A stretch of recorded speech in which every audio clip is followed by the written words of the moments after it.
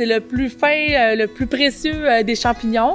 C'est un champignon qui est difficile à trouver. C'est un champignon que ça nous prend des chiens ou des cochons pour les sentir, les déterrer, puis les retrouver.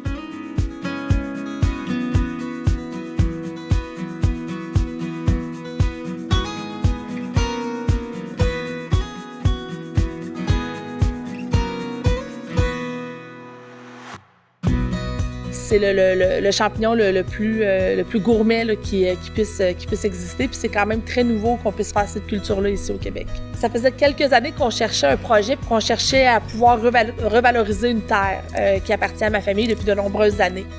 L'intégration des produits forestiers non ligneux permet de favoriser la biodiversité et les écosystèmes forestiers durables. Je veux pas, c'est des arbres qui poussent, fait que je trouve ça très noble et très enrichissant de pouvoir planter des arbres puis de bonifier cette plantation-là avec la culture de la truffe. Ce qu'il faut vraiment s'assurer, comme dans toute bonne culture, c'est de pouvoir faire un certain contrôle des mauvaises herbes.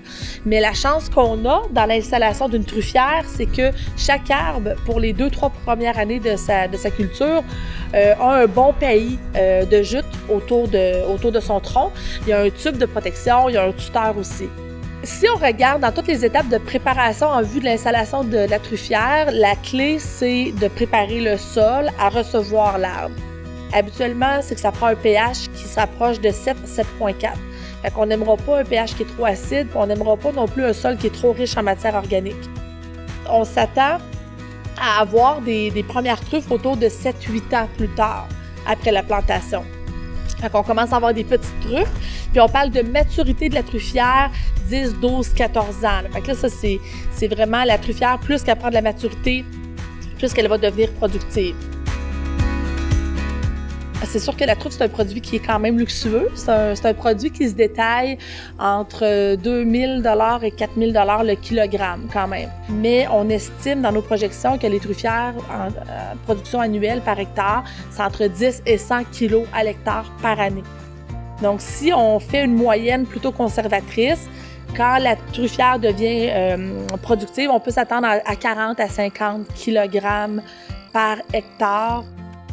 La particularité du chien ou du cochon, quand ils chassent la truffe, c'est qu'eux, ils ont la faculté de pouvoir détecter la truffe qui est à son plein potentiel de maturité, donc à son plein potentiel au niveau du goût, au niveau aromatique et tout.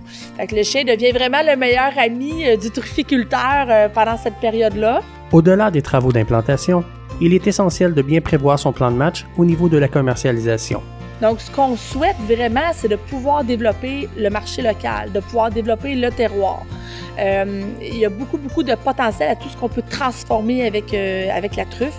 Donc, il y a beaucoup de produits dérivés possibles. Il y a l'huile de truffe, il y a la poudre de truffe, il y a tout ce qui est au niveau culinaire, c'est assez incroyable tout ce qu'on peut faire avec ça. On a déjà énormément de demandes pour avoir juste la truffe fraîche au niveau de l'hôtellerie, au niveau des chefs. Puis même monsieur, madame, tout le monde, hein, aujourd'hui, les gens sont très foodies, là, puis je dois avoir environ déjà 200 noms de personnes qui lèvent la main parce qu'ils disent quand vous allez avoir des truffes fraîches, on en veut, on veut y goûter. On a une belle mixité d'essence au niveau des arbres, puis pour nous, on fait vraiment la promotion de cette biodiversité-là auprès des producteurs.